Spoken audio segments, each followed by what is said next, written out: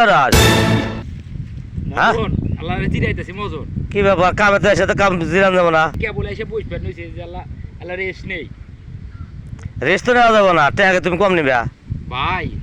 গরিব মানুষ বলে তাই বলে কি আমি অবহেলা করা নাই না না গরিবি আমার কাম তো তোমার ফাঁকে দেওয়া যাবো না না ভাই আমি ফাঁকি দেই নাই তো আমি কাম কাজ করে এসেই তো হইছি কে বলি তো তুমি তো খেত থেকে ঘুরে আসে কে বলি তুমি মনে হয়ে কি পারি পাইছাও